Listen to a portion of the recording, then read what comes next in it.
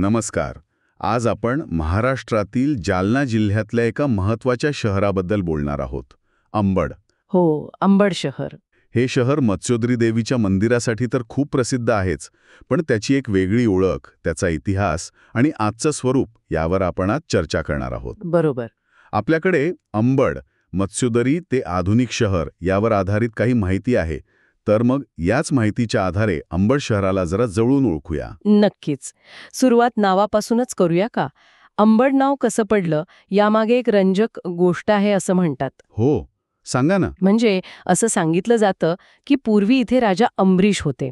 ते या भागातल्या एका टेकडीवर देवीची आराधना करायचे. अच्छा.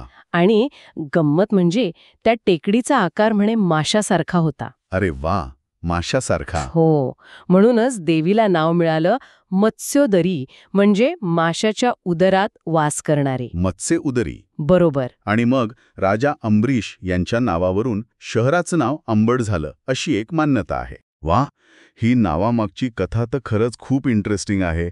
आणि मत्स्योदरी देवीचं मंदिर, ते तर अंबडची ओळखच आहे नाही का? अगदी. आणि तिथे दरवर्षी दसऱ्याला मोठी यात्रा भरते. ऑक्टोबर महिन्यात असते साधारणपणे. हो, ऐकलंय त्याबद्दल. आणि यातलं एक महत्त्वाचं वैशिष्ट्य म्हणजे ह्या मंदिराची आणि त्या परिसरातील पुष्करिणी आणि कवंडी नावाचे जे जलस्रोत आहेत, हो. त्यांची निर्मिती पुण्यश्लोक अहिल्यादेवी होळकर यांनी केली होती. अच्छा, अहिल्यादेवी होळकर यांनी. हो, म्हणजे फक्त धार्मिक स्थळ नाही, तर त्या काळातलं जलव्यवस्थापन ही त्यांची दूरदृष्टी दाखवतं. खरंय. आणि आज अंबड हे जालना जिल्ह्यातलं दुसरं मोठं शहर आहे म्हणे. हो, बरोबर. लोकसंख्येनुसार दुसरं मोठं शहर आहे. मंदिरांव्यतिरिक्त अंबडची आणखी काही सांस्कृतिक ओळख आहे का? आहे ना.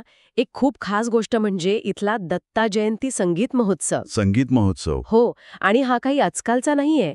1923 साली पंडित बाप्पासाहेब जळगावकर यांनी सुरू केला होता. म्हणजे जवळपास 100 वर्ष होत आली. 100 वर्ष. आणि हा कशावर आधारित आहे? हा पूर्णपणे भारतीय शास्त्रीय संगीताला वाहिलेला महोत्सव आहे. ही अंबडची एक मोठी सांस्कृतिक परंपरा आहे. अप्रतिम.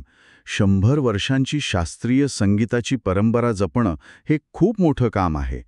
आणि शहरात अजून एक प्राचीन राम मंदिर पण आहे ना? हो, शहराच्या मध्यभागी आहे ते. साधारण 18व्या शतकात संत रामानंद महाराजांनी तिथे मूर्तीची स्थापना केली होती असं म्हणतात. म्हणजे इतिहास आणि संस्कृतीची मुळं खूप खोलवर आहेत. पण आता थोडा आजच्या अंबडकडे येऊया. कनेक्टिव्हिटी कशी आहे शहराची? दळणवळण वगैरे? आधुनिक अंबडची कनेक्टिव्हिटी बऱ्यापैकी चांगली झाली आहे.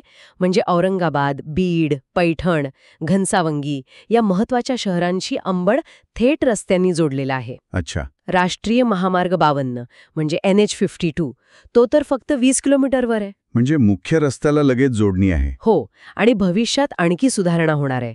कारण 34 किलोमीटरवर जे निधोना इंटरचेंज आहे, त्यामुळे हे शहर लवकरच मुंबई-नागपूर समृद्धी महामार्गाला जोडलं जाईल.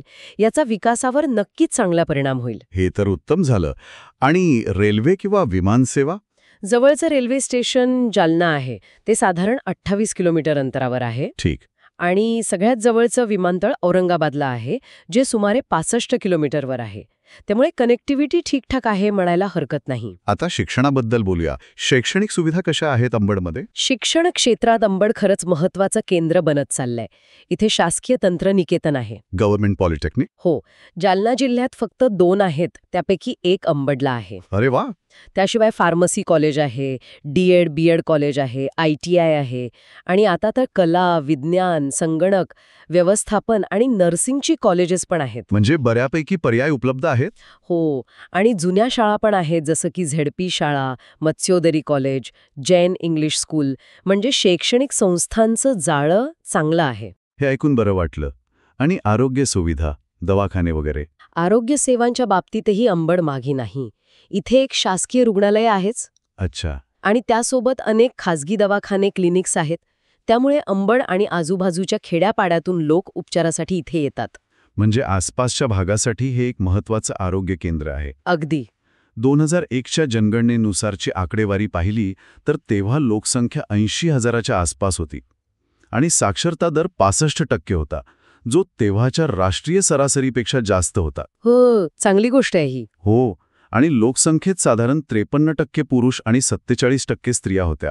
एकंदरीत आपण जे बोललो त्यावरून असं दिसतंय की अंबड हे शहर म्हणजे कसं एका बाजूला प्राचीन परंपरा आहेत, मत्स्योधरी मंदिर, राम मंदिर, 100 वर्षांचा संगीत महोत्सव, बरोबर. आणि दुसऱ्या बाजूला आधुनिक विकास पण दिसतोय, नवीन शिक्षण संस्था, वाढणारी कनेक्टिव्हिटी. अगदी. म्हणजे परंपरा आणि आधुनिकतेचा एक सुंदर मिलाप आहे अंबडमध्ये. खरंय. आणि हे सगळं ऐकल्यावर एक विचार मनात येतो की पुण्यश्लोक अहिल्यादेवी होळकर यांनी जवळपास 250 वर्षांपूर्वी जी गुंतवणूक केली, फक्त मंदिरात नाही तर जलव्यवस्थापनात सुद्धा, त्या दूरदृष्टीचा प्रभाव आजच्या अंबड शहरावर कसा टिकून असेल आणि ती दूरदृष्टी भविष्यात शहराची ओळख जपायला कशी मदत करत असेल. हा, खरंच विचार करण्यासारखा मुद्दा आहे. त्या काळातली दूरदृष्टी आणि आजचं वास्तव याचा संबंध नक्कीच खोलवर असेल.